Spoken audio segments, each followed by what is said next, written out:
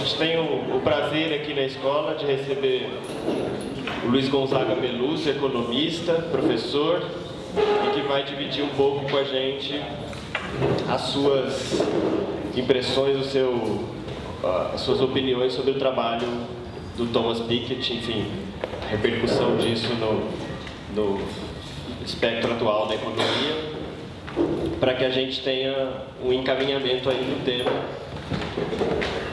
Então eu agradeço a presença do professor em nome da escola, em nome de nós todos. Muito obrigado pela sua participação aqui e vamos lá. Bem, eu é que tenho que sinceramente agradecer essa oportunidade que me oferecem para falar com gente de teatro.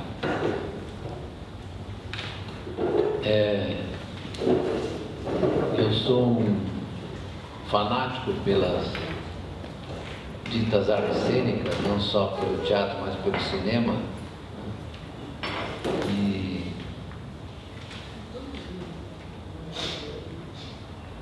infelizmente, nos últimos anos, eu não tenho tido a oportunidade de ir muito ao teatro, mas eu obrigo meus filhos a irem ao teatro, para eles aprenderem a se relacionar com uma forma de ver, de apresentar o mundo que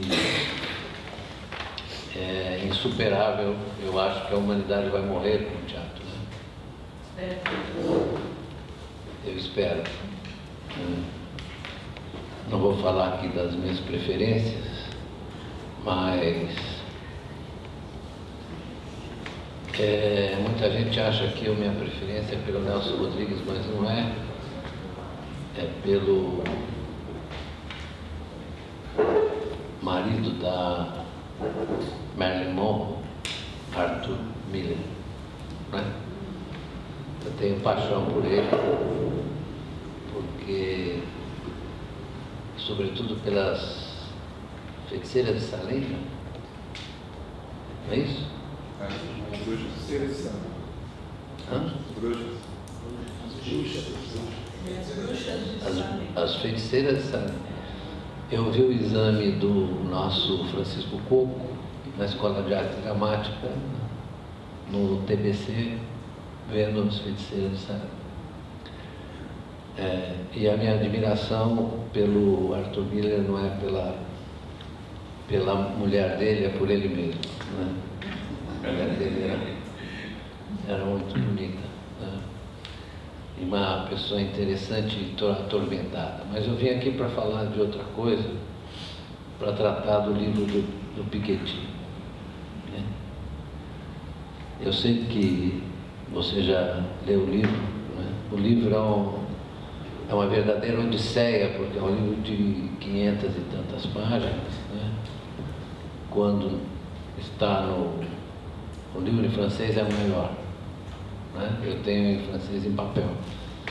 Mas eu não vou, claro, reproduzir o livro porque seria uma insensatez, mas eu vou tentar pontuar os aspectos que eu acho centrais no livro, né? Ele, no fundo, faz uma digressão sobre, ao longo de alguns séculos, né, desde o século XVIII, passando pelo XIX, faz uma digressão teórico-histórica sobre a evolução da riqueza, da sua distribuição e da distribuição de renda decorrente dessa distribuição da riqueza. Ele usa um conceito de capital que muitos críticos, em geral de origem marxista, não aceitam, porque ele inclui no conceito de capital todas as formas de propriedade, né? Então são títulos financeiros, ativos reais reprodutivos como fábricas e máquinas, etc. e até mesmo a riqueza representada pela posse de uma residência, né? Ele inclui tudo isso no conceito de capital. Então ele procura, em primeiro lugar, estabelecer algumas relações, como por exemplo a relação que ele chama capital-rendimento, ou capital-renda, né? Para mostrar a evolução disso ao longo do tempo, né? Depois ele vai usar essa relação capital-rendimento para mostrar como isso afeta a distribuição de renda ao longo do tempo entre os participantes da vida econômica. Ele faz questão de dizer, antes de mais nada, que ele recusa o conceito de capital humano, não é? Porque isso é uma contradição em termos. Os conservadores em geral usam a noção de capital humano para dizer que a nossa força de trabalho pode ser avaliada da mesma forma que é avaliada a posse de um ativo de riqueza, como uma fábrica, um título de renda, né? Ele vai mostrar que a forma de movimento dos rendimentos do capital humano é diferente dos rendimentos dos ativos de capital, né? Então, vou repetir, nos ativos de capital ele inclui, por exemplo, títulos da dívida pública, ações, a terra, não é? E ele vai mostrar como tem um capítulo importantíssimo, que eu acho central no livro, que trata das metamorfoses da riqueza, das metamorfoses do capital. Ou seja, como a evolução do capitalismo vai transformando, vai tornando umas mais importantes, outras menos importantes. Por que ele começa no século XVIII, desculpe. Podia ter como, porque foi a partir daí que começou a haver referência a essas formas de riqueza. Ele começa no século XVIII, porque fundamentalmente ele começa antes da Revolução Industrial, portanto nós estamos antes da Revolução Industrial, e as formas de riqueza eram sobretudo a terra e os títulos da dívida pública, né? Quando ele está falando isso, ele está falando principalmente da Inglaterra, mais da Inglaterra e menos da França. Por que ele está falando mais da Inglaterra? Porque a Inglaterra tinha acabado de sair, quando ele fala disso, tinha acabado de sair das guerras napoleônicas, né? Então, o Banco da Inglaterra,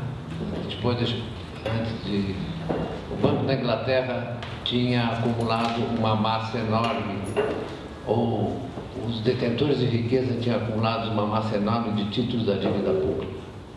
Então, a Inglaterra tinha um endividamento público que até hoje era muito superior ao PIB. Havia mensurações muito pouco confiáveis do PIB, ou seja, do produto que é gerado a cada ano pela movimentação e pelo trabalho e pelo desenvolvimento da produção. Então, eles ficavam mais adstritos à mensuração da riqueza.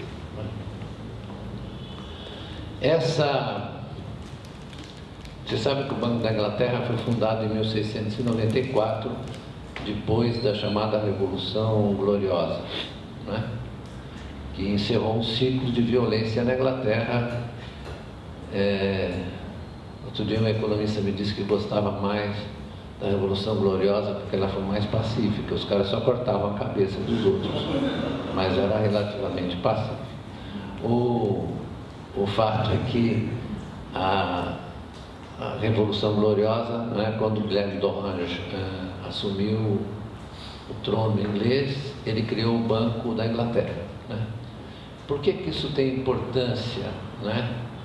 Porque nós estamos falando já aí, no caso, final do século XVII, começo do XVIII, porque ao longo do tempo o Banco da Inglaterra teve uma importância muito grande em transformar a riqueza baseada na posse da terra, na renda da terra, na riqueza móvel, inegociável, fiduciária, né? Títulos que eram perpetuidades, porque você tinha um título em inglês, você recebia juros até o fim da vida. Isso era uma coisa comum naquele período, né? Eram chamadas perpetuities, então o sujeito recebia juros até o fim da vida, né?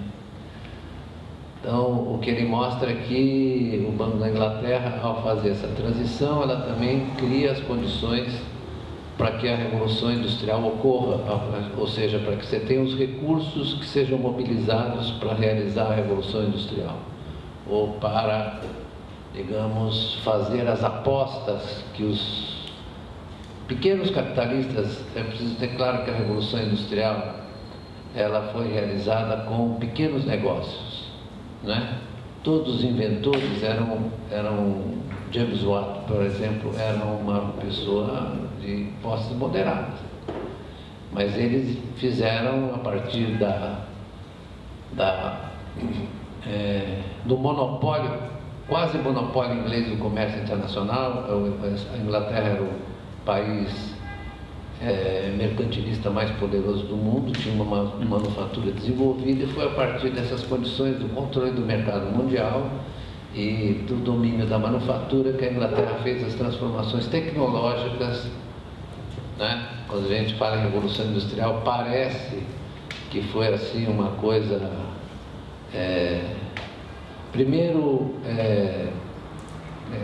de mudanças espetaculares. Não foi, né? A coisa mais importante da Revolução Industrial foi o uso da energia não humana, né? Inanimada, na promoção dos processos produtivos, né? Depois a invenção de máquinas muito simples, e as empresas eram relativamente pequenas, né? A mudança de fato importante, o salto importante no capitalismo se dá no final do século XIX, quando surgem realmente as grandes inovações. Se substitui o carvão e o vapor como fonte, substitui pela eletricidade, quando surgem, na verdade, o motor a combustão, não é? Que é inventado pelos alemães e depois mais explorado pelos americanos no começo do século XX. Mas a segunda Revolução Industrial é que dá essa cara mais moderna ao capitalismo, não só porque as empresas ficaram muito grandes, enormes, né? Isso explica em boa medida, isso o Piketty não diz, isso explica em boa medida o fato de que nesse período há uma piora substancial na distribuição da riqueza e da renda, né? A segunda Revolução Industrial vem acompanhado de uma piora substantiva. Eu queria mostrar para vocês, aqui eu tenho uma porção de coisas aqui, não sei como é que mexe nisso aqui. Não, isso não interessa, eu queria mostrar para vocês, depois eu volto para isso aqui. Eu queria mostrar para vocês como é que é a distribuição.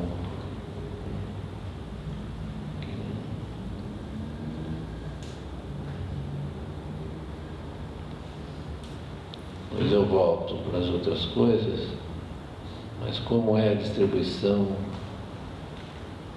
de renda.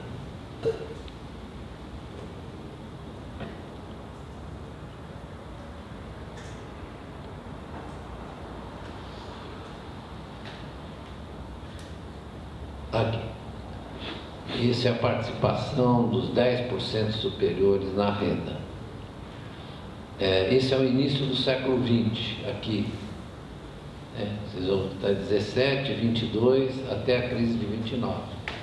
Né? Isso é nos Estados Unidos. Como os senhores veem, os 10% superiores, eles se apropriam de chega até 50% da renda, não é? Isso é nos Estados Unidos, a distribuição de renda.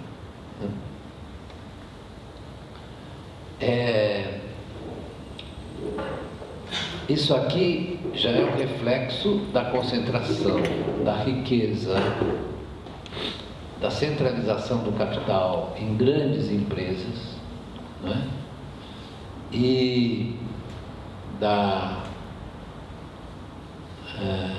euforia financeira. Essa é a primeira globalização financeira, da euforia financeira que ocorre nos Estados Unidos e culmina com a crise da Bolsa Americana, né?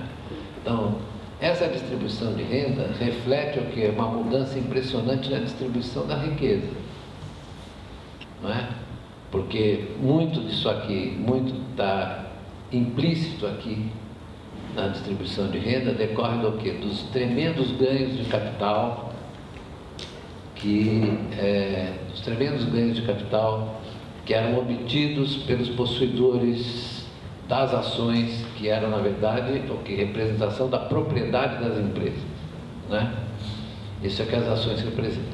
Da mesma maneira que isso também refletia a tremenda concentração da propriedade das empresas entre poucos proprietários, né? Esse é o período que se segue a era dos chamados barões ladrões nos Estados Unidos. O que eram os barões ladrões, né? Eram sujeitos que fizeram a economia americana. Porque barões ladrões não tem um sentido pejorativo, tem um sentido assim sociológico, né? Porque eles eram os que construíram as estradas de ferro, os que concentraram a propriedade, os que foram os construtores dos grandes trust funds, não é? Financeiros, que depois foram reproduzidos no final do século XX, começo do século XXI, porque não é que as coisas se repetem, é que elas, na verdade, se reproduzem de outra forma, né? Então, isso é a distribuição dos 10%.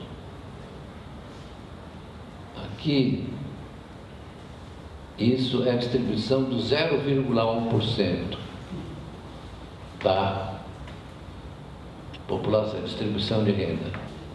Piketty, ele mostra como esse gráfico, ele insiste nisso, né? Como ele é parecido nos países que ele analisa, mas ele também chama atenção para os motivos, como os motivos em cada um deles é diferente, né? Não é pelo mesmo motivo que a gente tem esse desenho parecido. Mas que de qualquer forma chama atenção o fato, quando a gente analisa a parte da crise da década. Da morfologia ser a mesma. A mesma. Né? Mas por que a morfologia é a mesma? Mas os motivos não. Mas quais são os motivos que ele apresenta como determinantes dessa mudança, né? Em primeiro lugar, ele cita a guerra. Por que ele cita a guerra de 14 e 18? Aí nós vamos pegar um pouco, eu vou pegar um pouco no pé do Piketty, né? Por que ele cita a guerra de 14 e 18? Porque na guerra você tem uma tremenda desvalorização da riqueza, né? Você tem destruição de riqueza física e desvalorização de riqueza financeira. Ou seja, há uma queda brutal na confiança, na segurança, e os títulos financeiros perdem valor. Segundo, na guerra, os governos administram a dívida pública, é só pegar o Keynes, não é? Desde os primeiros trabalhos que ele escreve sobre as consequências econômicas da paz, que é um livro de 1919, que não é o primeiro, mas é um dos primeiros, para mostrar como os governos administram a dívida pública com taxas de juros muito baixas e quase que enfiando goela abaixo dos detentores de riqueza os títulos a um preço muito barato. Então isso desvaloriza a riqueza, não é? Então, essa é uma razão que explica essa queda na desigualdade. Segundo, você tinha na guerra controle de preços, certo?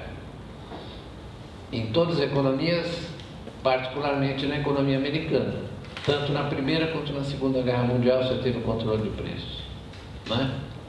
Então as empresas não podiam subir as margens.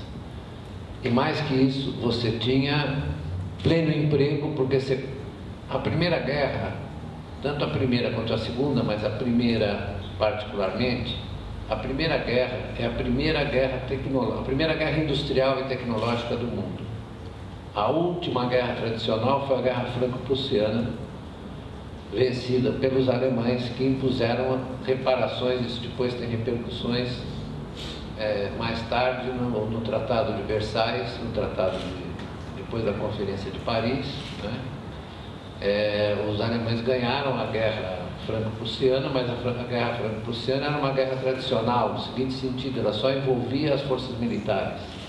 O que acontece com a Primeira Guerra Mundial? A Primeira Guerra Mundial é uma guerra tecnológica já. Você já usa o quê? O avião, né? Tem os famosos pilotos, o Barão Vermelho e outros, não é?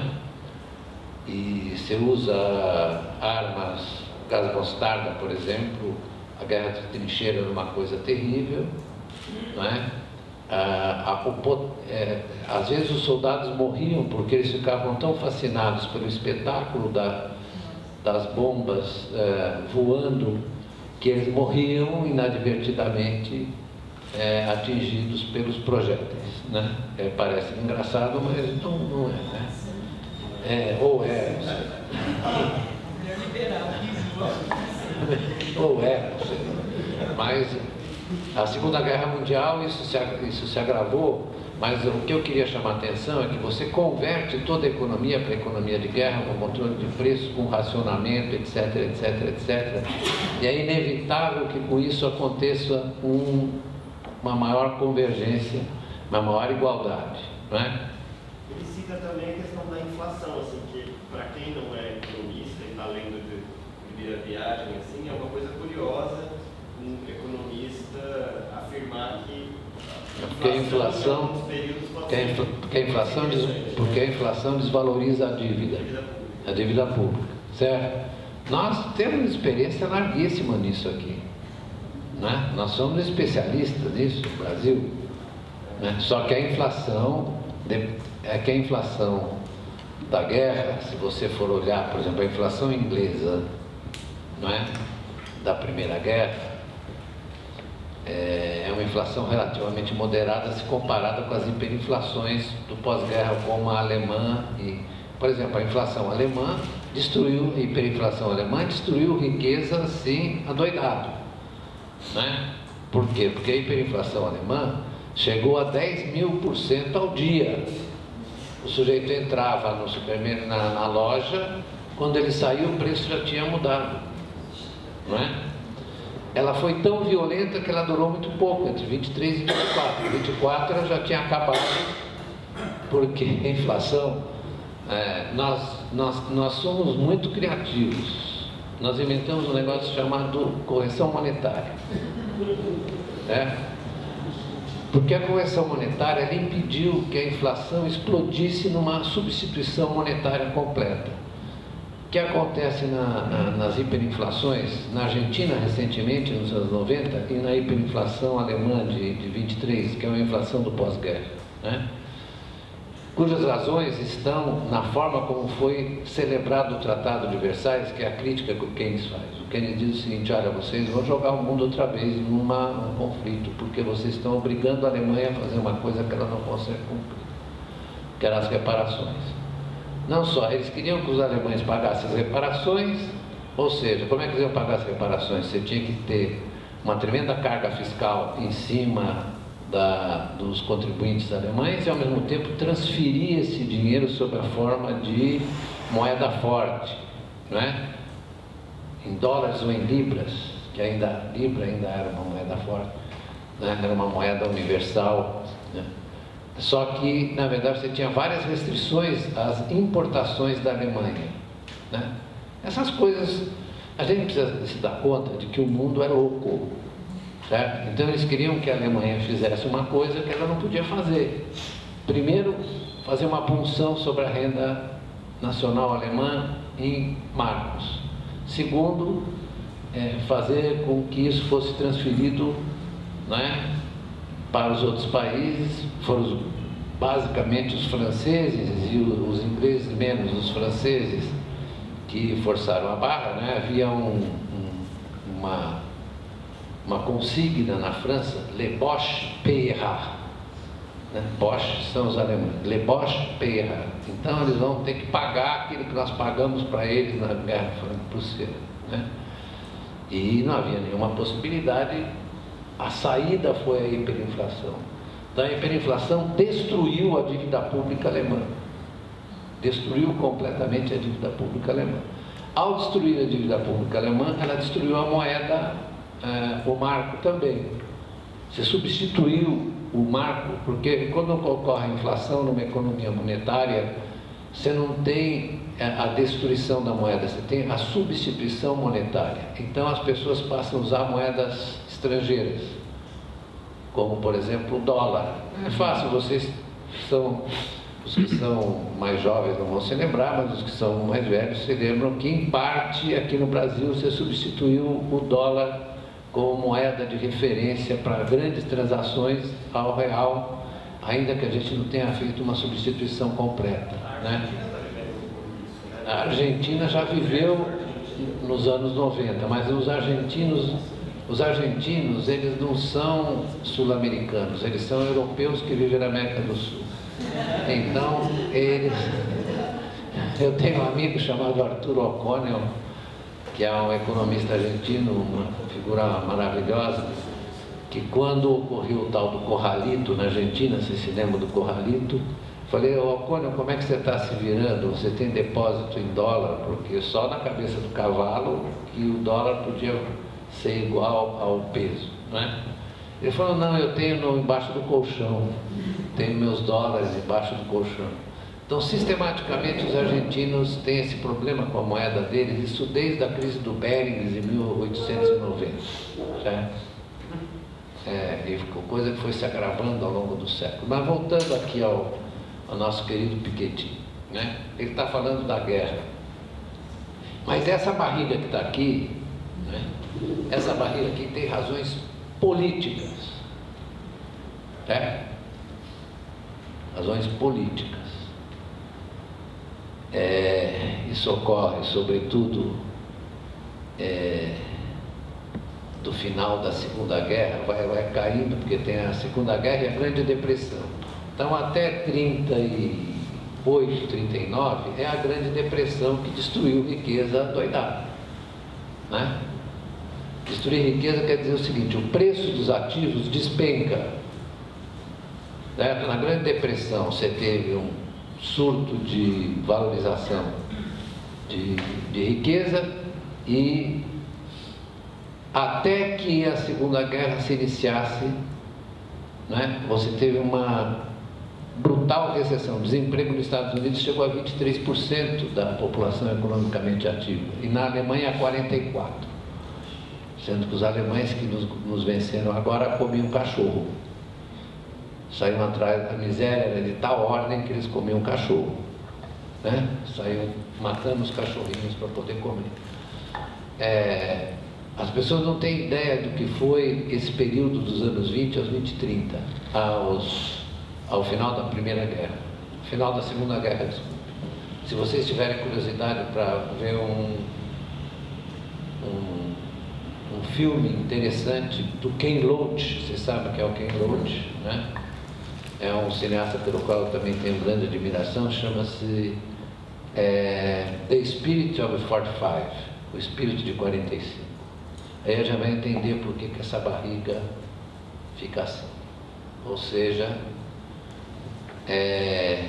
foi tal o desastre da Segunda Guerra, dos anos 20, com as grandes inflações, dos anos 30, com a Grande Depressão, e da Segunda Guerra, que os conservadores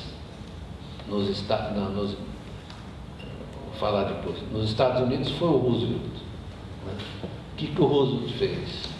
O Roosevelt tem discursos que, se eu repetisse um desses aqui agora, eu seria acusado pelo Reinaldo Azevedo de ser um perigoso comunista. Né? Eles têm discursos de uma violência contra a desigualdade e contra, na verdade, aqueles que eles chamavam as novas dinastias que comandam a sociedade americana, né? Que eram os senhores do sistema financeiro. O Roosevelt que fez a grande sindicalização dos Estados Unidos nos anos 30, entre 33 e a guerra. Ele promoveu a sindicalização com o Partido Democrata, que tinha outra constituinte. Não só isso, como ele fez a sindicalização para impedir que os salários continuassem caindo, porque a queda dos salários prejudicava a recuperação da economia. Né? Então, isso deu essa barriga aqui. No pós-guerra, os líderes, isso é que o Piketty não trata bem, na minha opinião, no livro, que foram decisões políticas, os líderes conservadores da Europa, eu vou citar De Gaulle, Adenauer, De Gasperi, resolveram que não era possível que se mantivesse o capitalismo com aquela dinâmica de concentração de renda e de riqueza. Então eles criaram o estado do bem-estar, as regras do estado do bem-estar. Né? A primeira coisa que foi feita foi a subida das cargas tributárias. Quanto vocês acham que era a carga tributária nos Estados Unidos em 1920? Era 12% do PIB, ou seja, ninguém pagava imposto. Né? Hoje em dia é 30 e poucos por cento do PIB, e não foram os americanos que subiram mais, foram primeiro os nórdicos, os suecos, depois os franceses, alemães, etc. Né? Então, a construção do estado do bem-estar, ou seja, de um sistema de transferência de renda e de controle da valorização da riqueza pela coordenação do Estado, é que foram fundamentais para a redução da desigualdade. Né? A partir dos anos 70, quando esse sistema em que os salários reais subiram, o emprego subiu, né? E a Europa de hoje ainda dá para você perceber quais foram os resultados do estado do bem-estar. Né? Enquanto na crise dos anos 30 as pessoas comiam cachorro, hoje, apesar da crise financeira e econômica, elas não comem cachorro. Elas conseguiram resistir e resguardar algumas das conquistas do estado do bem-estar. Né? Apesar de pouco a pouco há uma tentativa de você, a coisa da austeridade europeia é uma tentativa de você ir desgastando esses procedimentos de manutenção de uma maior igualdade. Não é? E é isso que faz com que a desigualdade comece a aumentar, como vocês estão vendo nos gráficos aí, né? Nos dois que eu mostrei. Isso é a partir dos anos 80 que começa a acontecer. Não é? A partir dos anos 80, a década de 70 foi uma década em que começaram a ser colocadas em questão as instituições e as regras de funcionamento do estado do bem-estar. E isso acabou com uma derrota das classes populares, derrota política. Se vocês forem olhar a partir dos anos 80 o que aconteceu com a sindicalização, vocês vão ver que há uma queda continuada.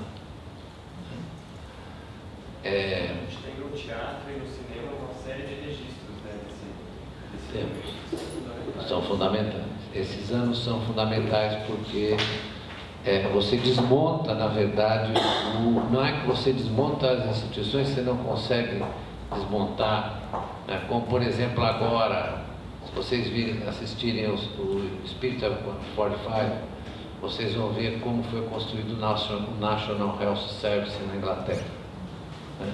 Foram os trabalhistas que fizeram isso, né? Os trabalhistas, que eram extremamente conservadores nos anos 20, por incrível que pareça, eram a favor do padrão ouro, né? A Clement Attlee, que foi o líder trabalhista, montou o National Health Service com o apoio das associações médicas, né? E hoje o que o governo inglês está tentando fazer? Está tentando encolher um pouquinho o National Health Service, mas é difícil porque a população gosta daquilo como se fosse uma criação dela, né? Mas voltando à questão do aumento da desigualdade, o que o Piketty diz, né? O Piketty faz uma relação entre a financiarização, o aumento da dívida pública e o aumento da desigualdade, né? Então, quando ele fala de financiarização, ele está falando o seguinte: olha, o que o Marx chamaria do capital propriedade, ou seja, dos direitos que incidem sobre a produção e a riqueza, né? Quais são esses direitos? São as ações, são os títulos de dívida, são os papéis da dívida pública, né? Se vocês forem olhar os anos 80, vocês vão perceber claramente que é uma tendência continuada para o aumento da dívida pública. Esse aumento da dívida pública está marcado claramente por uma redução brutal da tributação sobre os mais ricos. Como é que eu volto aqui? É assim. Então, estão vendo aí um quadro, que mostra a queda da carga tributária sobre os mais ricos, certo? O que pensavam os que fizeram isso? Eles pensavam o seguinte, que a relativa estagnação da economia nos anos 70 se devia ao fato de que a carga tributária era muito alta e que, portanto, era preciso aliviar os mais ricos, aqueles que poupavam, os poupadores, de um incômodo tão grande que era o excesso de tributação, não é?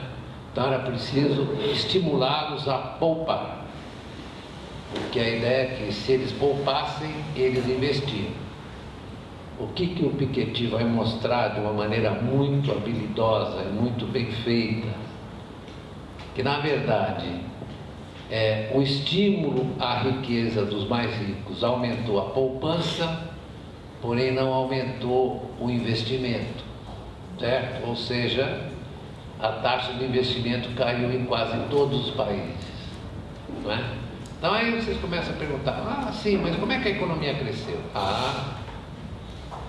Como é que a economia cresceu? A economia cresceu com o aumento constante do endividamento dos estados nacionais, que não tinham receita e, portanto, tinham que recorrer cada vez mais ao endividamento. E aqui, se vocês me permitem fazer uma digressão meio tecnocrática de economista, aqui é a alíquota marginal do imposto de renda das pessoas físicas nos Estados Unidos, né?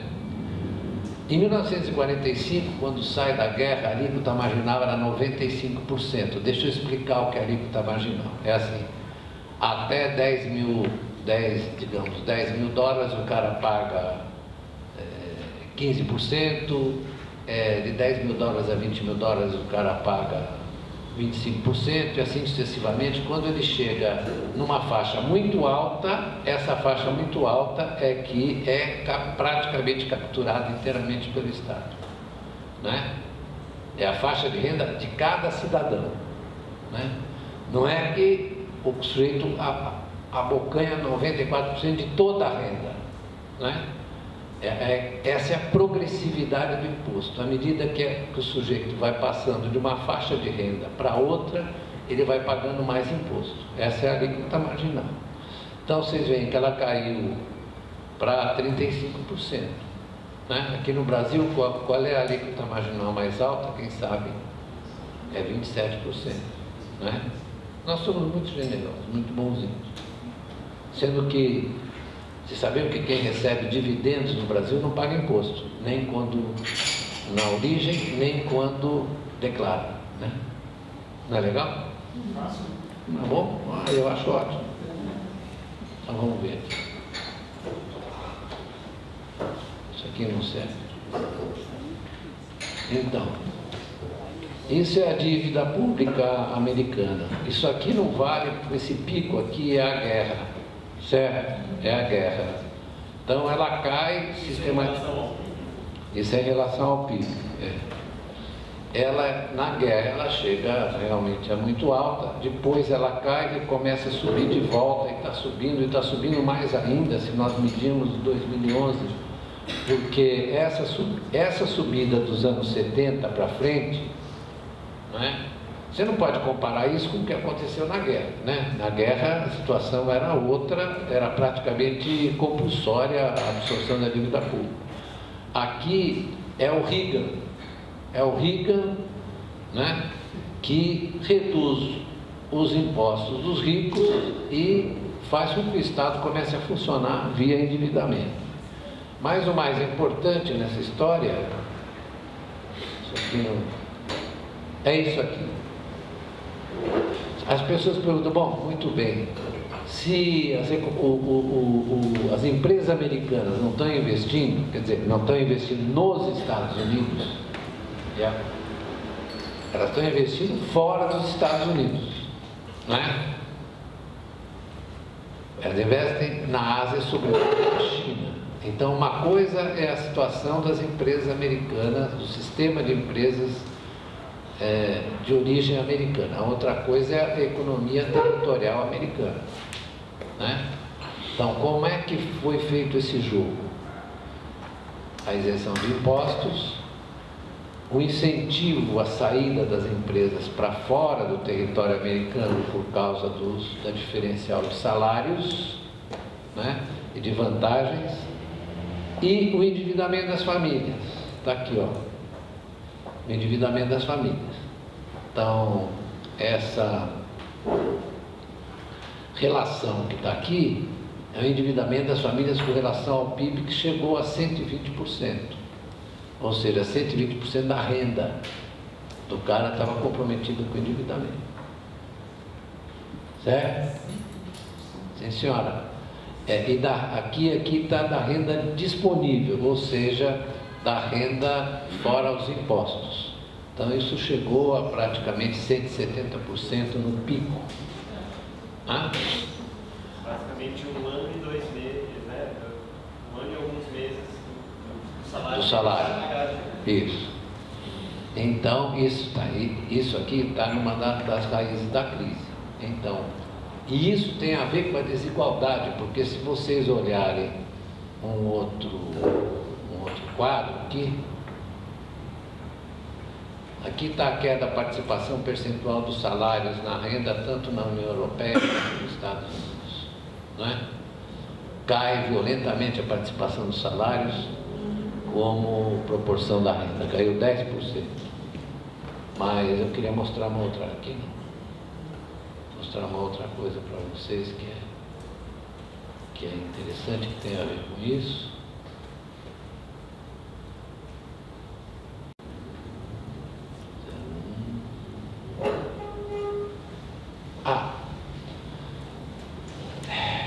O Piketty toca em alguns aspectos importantes, né?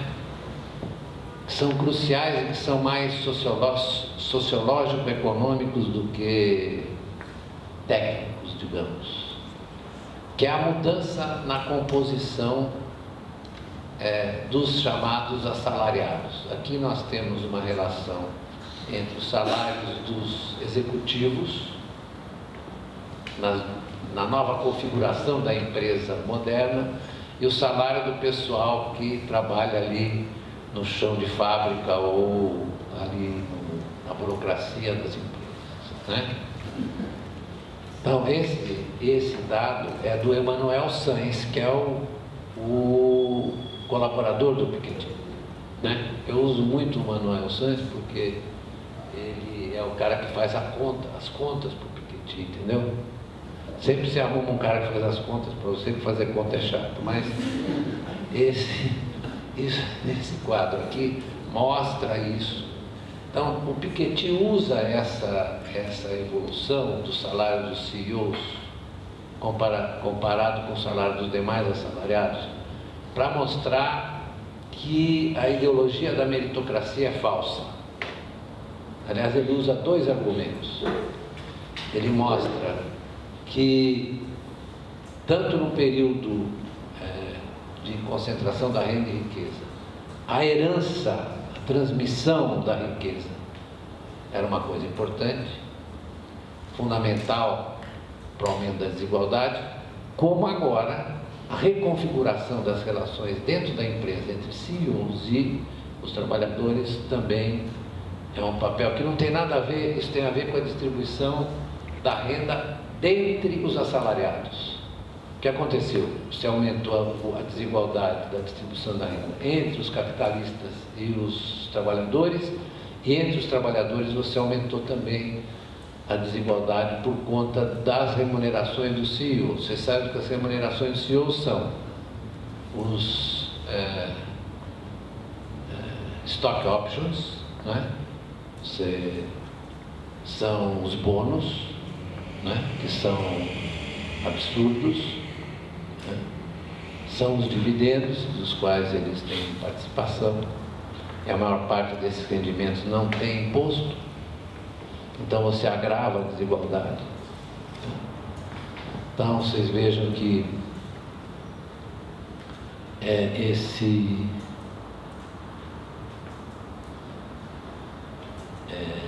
tem um outro dado aqui interessante, né? Que mostra os lucros das empresas financeiras e das não financeiras nesse período. Esse é um fator que agravou a distribuição de renda, porque permitiu, por exemplo, que quem assistiu o Lobo de Wall Street? Acho que todo mundo, né? O Lobo de Wall Street, na verdade, é um filme feito pelo Scorsese, exatamente em cima do livro que o Lobo escreveu. Eu tenho o livro aqui, eu li o livro, né? É aquela a voragem do sucesso que você não sabe de onde veio, né?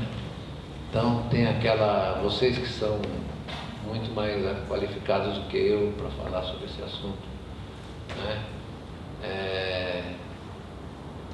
Sabem que muita gente achou que o filme era um exagero. O filme não é um exagero. O filme, na verdade, retrata exatamente o modo de vida, a maneira de viver dessa gente que não tem limite. Não tem limite.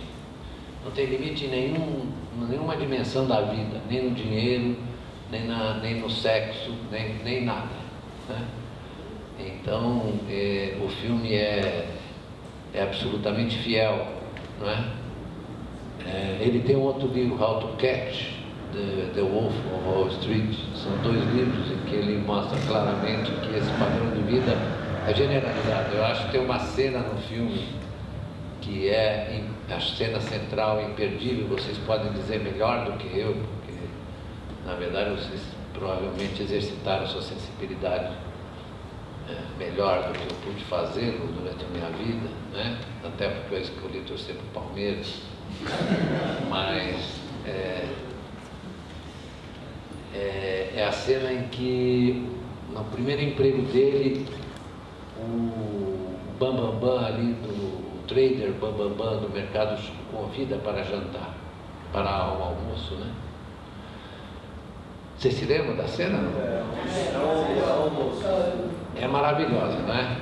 Essa cena, para mim, é uma cena imbatível no cinema, né? Coisa inacreditável. Eu falo, você não precisa ver, você está com preguiça. Eu falei, meu filho, você está com preguiça de ver o filme, veja só essa cena. Mas ele não ficou com preguiça, viu o filme inteiro, felizmente. Então,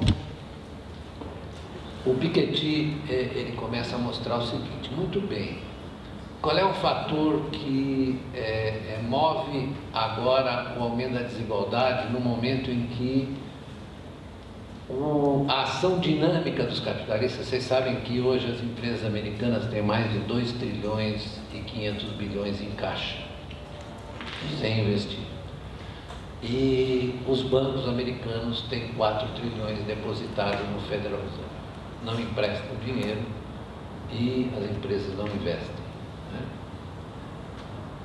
Diz o Piketty o seguinte, bom, isso é um sinal de apodrecimento do capitalismo. Quer dizer, você não tem mais... É engraçado que todos os autores que pensaram essa coisa a relação entre a poupança e o investimento, não é? O Keynes, por exemplo, que é o mais admirável deles, ele falava que a decisão de investir e a decisão de poupar se dão por motivos muito diferentes, né? Porque o que os economistas em geral dizem, insistem, né? A poupança é condição para o investimento, né? Keynes diz, os motivos são distintos. O sujeito que poupa, ele tem um desejo abstrato e geral de riqueza. O sujeito que investe, ele na verdade está apostando numa forma particular de riqueza que é reprodutiva. E ele corre um risco muito grande. Ele está arriscando a pele, porque quando ele investe e adquire, digamos, uma fábrica, ou como ele diz, o Keynes, um bem de capital, ele está apostando que esse bem de capital vai fazer retornar o dinheiro que ele gastou para ele, né, ao longo do tempo. Você, portanto, tem uma taxa interna de retorno com a qual o Piketty lida, né? Tem uma taxa interna de retorno, mas é uma coisa incerta. Por quê? Porque, ao mesmo tempo que eu estou fazendo essa fábrica, o meu concorrente pode estar fazendo uma fábrica melhor ou igual à minha. Eu perco tudo, né? Eu fracasso. Então, a decisão de investir é uma decisão complexa. A decisão de poupar não é uma decisão complexa. Então, o Piketty pega e diz o seguinte, eu vou mostrar como o aumento da poupança nos últimos tempos decorre de um apodrecimento. De um apodrecimento. Por que um apodrecimento? Aí ele volta ao exemplo do Père Goriot, não é? Eu já falei do Père Goriot? Não. Père Goriot tinha uma fábrica de massas, isso é no século XIX, né? Uma fábrica de massas do Père Goriot. Ele resolveu vender a fábrica de massas e se aposentar. Virou um rentista. Da mesma maneira que os proprietários de terra eram rentistas, viviam da propriedade, né? Eles tinham a propriedade da terra, então quem usava a terra pagava uma renda ao proprietário. Não gerava um trabalho. Então, o que ele está dizendo? Prestem atenção que no capitalismo atual, muitos dos ricos que acumulam riqueza de maneira muito rápida, eles são rentistas e, portanto, o enriquecimento deles não se deve ao mérito. Aí ele faz um ataque à ideia de meritocracia no capitalismo. Um ataque, isso que mais irritou as pessoas. Certo? Eu vi outro dia a mulher do dono de uma fábrica de papel dizendo, irritada na televisão, que ela merecia aquilo. Ela não merecia nada, merecia o marido dela, né? Se é que merecia, mas ela disse que merecia, né? Então, o que ele está dizendo é uma coisa que o Keynes também diria, falar, olha, é preciso ter um impulso da acumulação produtiva para que isso seja justificado. O que justifica o Schumpeter, né? Joseph Alois Schumpeter, um outro economista, ele dizia, o que justifica o enriquecimento do proprietário do capital é o fato de que ele inova, cria novos produtos, cria novas oportunidades de vida, não é? Cria novos empregos, ele inova, né? O Keynes diz a mesma coisa, né? No fundo, a justificativa é que ele empenha, ele arrosta a incerteza radical, diz o Keynes. Isso só pode se deve, ele recorre, na verdade, a uma coisa da cultura grega, o animal spiritus, né? O investidor, ele tem que ser movido, ele não é movido pela razão, pela racionalidade, pelo animal spiritus. Então, o grande mérito do livro do Piketty é retornar e trazer à tona todas essas questões que estavam sufocadas pela ideologia contemporânea do individualismo meritocrático, da não compreensão de que a formação da psique das pessoas se dá no meio social, que elas, na verdade, né, adquirem uma certa concepção de vida, uma certa visão do mundo a partir da sua interação com os outros. Ele na verdade é um francês, então ele faz um ataque muito sutil, muito inteligente ao individualismo anglo-saxão, não é? Fala, não me venham com essa história do mérito, com essa história do indivíduo racional, isso é tudo uma conversa mole, e isso é o que é predominante na economia hoje, né? Se vocês observarem, se vocês tiverem a oportunidade de entrar nas críticas que foram feitas ao Piketty, sobretudo pelos conservadores, vocês vão observar que é desse ponto de vista que eles atacam, né? Que eles atacam querendo reafirmar o quê?